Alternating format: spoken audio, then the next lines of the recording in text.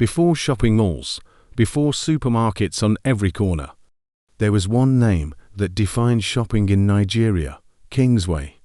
If you grew up in Lagos, Ibadan, or Kaduna in the 1960s and 70s, this store was not just a place to shop.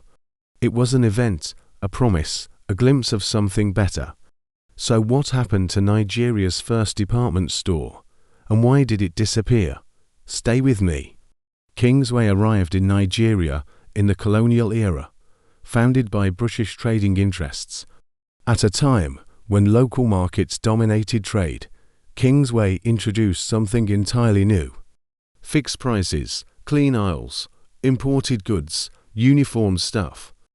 Walking into Kingsway felt different, orderly, polished, aspirational. For many Nigerians, it was their first encounter with modern retail. Clothing, home goods, groceries, all under one roof. Shopping was no longer just a task, it became an experience. By the 1950s and 60s, Kingsway had become a household name. Its stores spread across major Nigerian cities: Lagos, Ibadan, Enugu, Kaduna. Families dressed their best before visiting. Children stared at shelves filled with products they had only heard about. Imported biscuits, perfumes, electronics. Kingsway was status. If you bought it there, it meant something. This was the peak. The era when Kingsway defined what quality meant in Nigerian retail. Nigeria gained independence, and the country began to change. So did the economy. Foreign-owned businesses now faced new rules. Local participation became a priority. Kingsway adapted, but the ground beneath it was shifting. Competition increased. Local traders grew stronger. Government policies began to reshape imports, pricing, and ownership. Kingsway was still standing, but the cracks had started to show. Then came the economic storms. Currency devaluation made imports expensive. Supply chains weakened. Inflation rose. Products that once flowed easily into Kingsway stores became harder to source. The same imported goods that built Kingsway's reputation now worked against it. Prices climbed, shelves thinned, customers began to look elsewhere. Kingsway had been built for stability, not uncertainty. While the economy shifted, shopping habits shifted too. Kingsway stayed formal, structured, and rigid.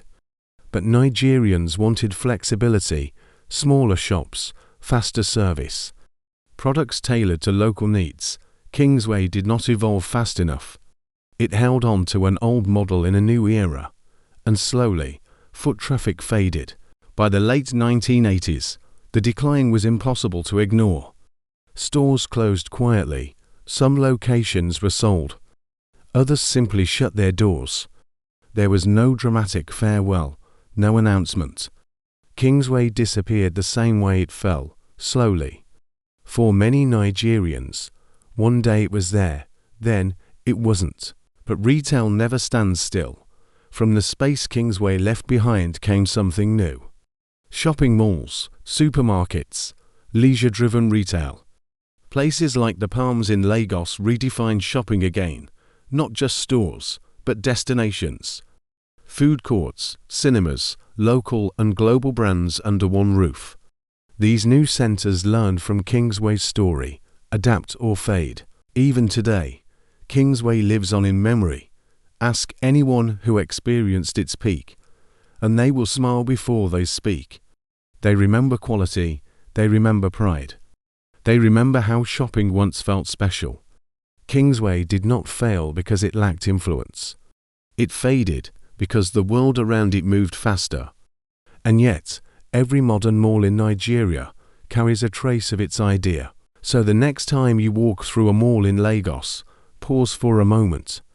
Before the glass walls and bright signs, there was Kingsway, the store that taught Nigeria how to shop. Its doors may be closed, but its story still walks with us. Like, share, and subscribe.